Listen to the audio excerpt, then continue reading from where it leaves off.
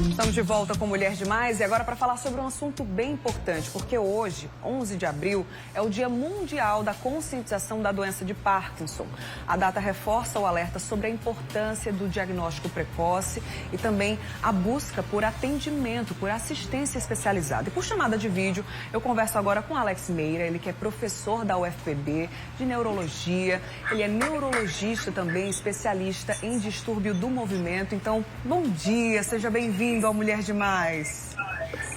Bom dia, Bruna, e obrigado pela oportunidade de estar falando aqui sobre essa doença tão importante. Pois é, a gente que agradece, né? Numa data como hoje, a gente trazer e levar informação para o pessoal de casa. O que é a doença de Parkinson?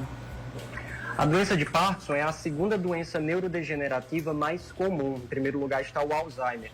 A doença de Parkinson ela é uma doença que é mais caracterizada pelo problema dos movimentos. Então, o paciente ele se torna mais lento, com a marcha mais lenta, com a face, expressividade facial mais lenta, os movimentos das mãos se tornam mais lentos também, e isso pode vir associado ou à rigidez dos movimentos ou ao tremor de repouso, que todo mundo reconhece como sendo o sintoma principal, mas que na verdade não é o sintoma principal da doença. Entendi. Ela tem uma evolução bem característica, durando aí cerca de 20 anos aproximadamente, e com a evolução da doença, os sintomas vão piorando.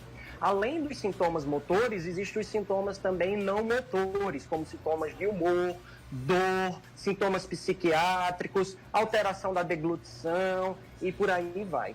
Entendi. Como é que é feito o diagnóstico, já que esses são alguns dos sintomas, os sinais de alerta? Como é que é feito esse diagnóstico, doutor? O diagnóstico da doença de Parkinson, ele é clínico e feito também pelo acompanhamento. Então, quando a gente diagnostica um parkinsonismo, ou seja, aquela tríade, dois daqueles três sintomas que eu falei, lentidão dos movimentos associado ou ao tremor de repouso ou à rigidez, nós temos a síndrome parkinsoniana.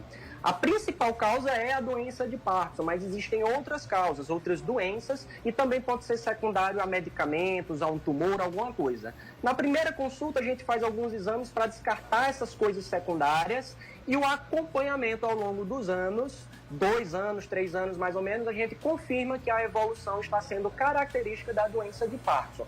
Portanto, o diagnóstico ele é clínico, apesar de que a gente solicita alguns exames para excluir outras causas, o diagnóstico ele é clínico. Entendi.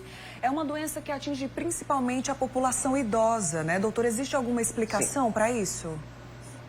Com o envelhecimento, a população vai sofrendo mais de doenças que são neurodegenerativas. Então, sempre elas vão ocorrer, no geral, nos idosos. Mas nós podemos ter também doença de Parkinson em pacientes jovens, aquilo que é chamado de Parkinson precoce ou até Parkinson juvenil. Existem pessoas com 20 anos, 30 anos de idade, começando com sintomas da doença.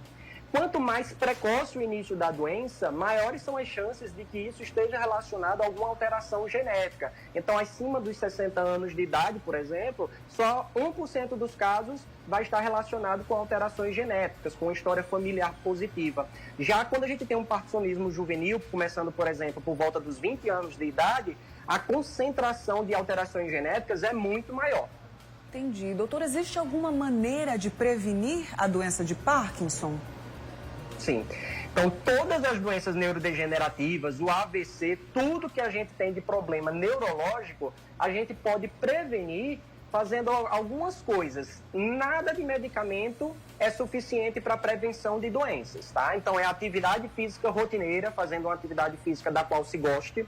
É atividade mental constante, aprendendo sempre coisas novas. É importante não estar realizando sempre as mesmas coisas, mas sempre no aprendizado de coisas novas. Alimentação saudável, utilizando alimentos que sejam anti-inflamatórios e antioxidantes.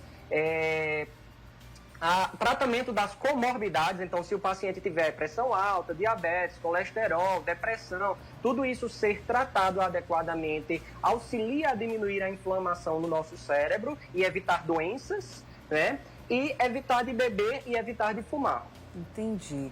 E a gente sempre mostra, né, os especialistas que participam aqui do Mulher Demais sempre trazem esse reforço independente da enfermidade, né, doutor? Impressionante. Sim. Como é importante cuidar da alimentação, da prática de atividade física, tudo isso é extremamente importante para a nossa saúde como um todo e a evitar doenças também. Doutor Alex, Sim. obrigada pela participação, viu? Obrigada mesmo. De Espero nada. você aqui no estúdio, quem sabe, um dia para a gente conversar mais. Tá certo, com certeza. Só fazer o convite que eu compareço sim. Tá E muito feito, obrigado pela então. oportunidade. Obrigada, a gente que agradece. Até mais, até a próxima. Assunto importantíssimo, né?